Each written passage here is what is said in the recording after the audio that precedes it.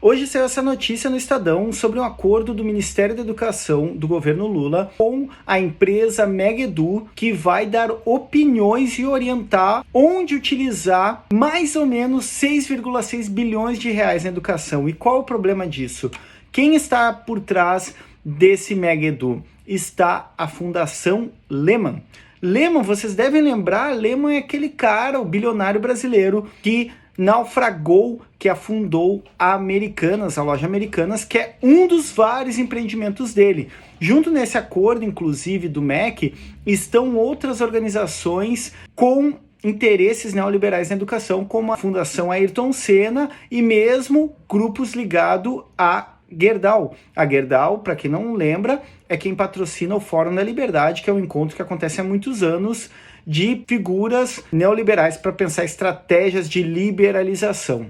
Primeira coisa que eu preciso dizer, porque a internet é difícil interpretação de texto e as pessoas querem muito rápido concluir as coisas e não ruminam elas, não pensam melhor nelas. Eu votei no Lula, votaria 1000 vezes no Lula, embora eu acho que ele tem muitos problemas. Por que eu votaria no Lula 1000 vezes? Porque a opção era a extrema-direita do genocida Bolsonaro.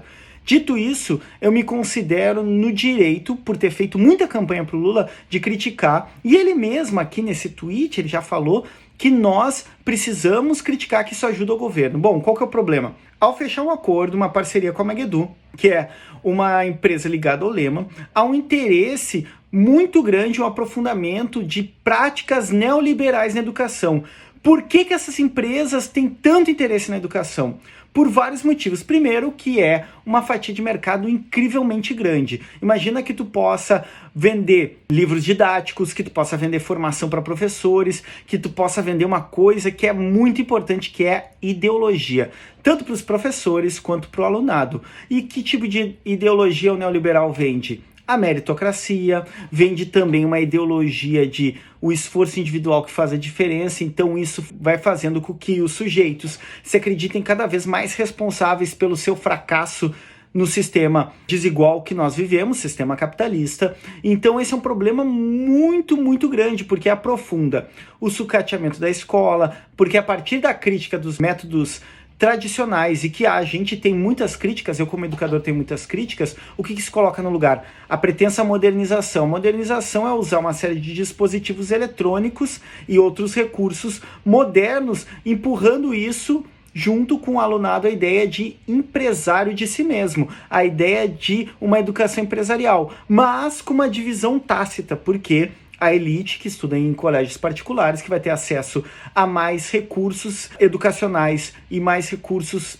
materiais e de suporte pedagógico, vai continuar sendo treinada para ser médico, advogado, para ter o topo da cadeia. Agora, os alunos da educação básica, eles vão ser treinados para serem, mais uma vez, como ensinava Paulo Freire, estarem dentro da educação bancária, ou seja, vai formar um contingente humano para trabalhar nos empregos de menor remuneração da base da pirâmide social. Inclusive, outra crítica ao governo Lula é o novo ensino médio, que começou a ser implementado pelo Michel Temer com a ideia de aprofundamento das ideias, formações subjetivas neoliberais no alunado e na educação, na precarização da educação pública, para vender esse produto que é a modernização neoliberal do ensino, colocando coisas como disciplina para fazer brigadeiro.